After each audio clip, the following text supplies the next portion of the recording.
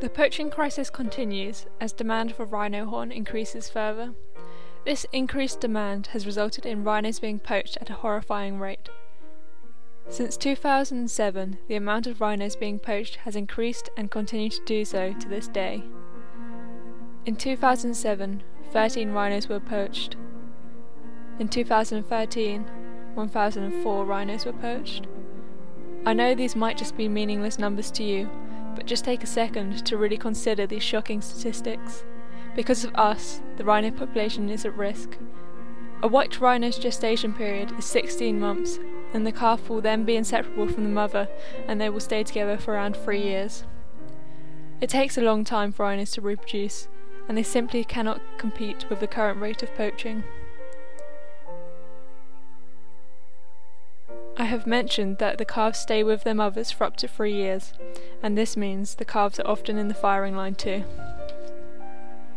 Poachers target the calf's mother, and they usually either leave the calf with the mother's carcass, where it will starve, or they'll poach the calf too for the little horn it has. Many calves are left with the mother's carcass, but once they were found, there was nowhere for these vulnerable, scared babies to go. Arie van Deventer realised this and made it his mission to open an orphanage dedicated to rescuing and rehabilitating these calves. Thanks to Arie, the Rhino Orphanage was created. This non-profit organisation takes in calves just like the ones I have described and cares for them until they are well enough and old enough to be released. This is Pemba. He was left to starve, standing with his mother's carcass, crying. His face, covered in his mother's blood.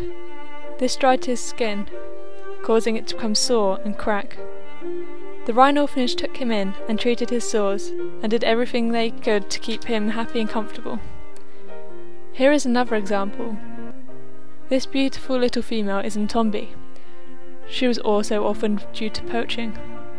The mother and calf are inseparable, so it is no surprise that Ntombi desired to be at her mother's side when the poachers separated them. Each time Ntombi tried to get close to her mother, the poachers struck at her face with a panga. As you can imagine, this caused horrendous wounds all over Ntombi's head and face. The odds were stacked against Ntombi, and even the vets were pessimistic of her recovery. Nevertheless, the Rhino Orphanage took that tiny bit of hope that Ntombi had for survival, and they ran with it. They treated her horrendous injuries and cared for her 24/7. It was the commitment and dedication of the Rhino Orphanage team that saved Ntombi's life.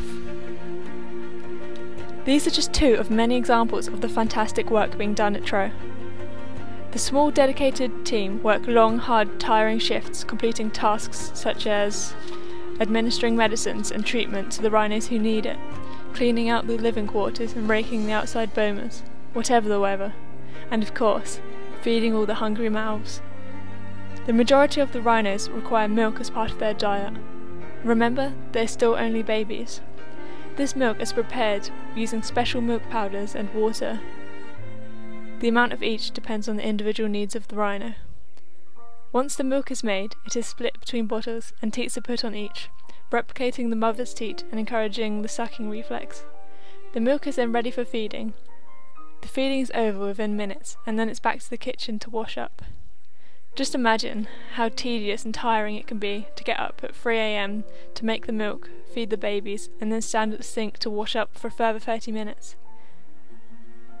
The work that is being done at Tro every single day is tremendous. They deserve so much more support and praise for their incredible work. So please help by donating to the Rhino Orphanage and help raise awareness by sharing this video, because every calf counts.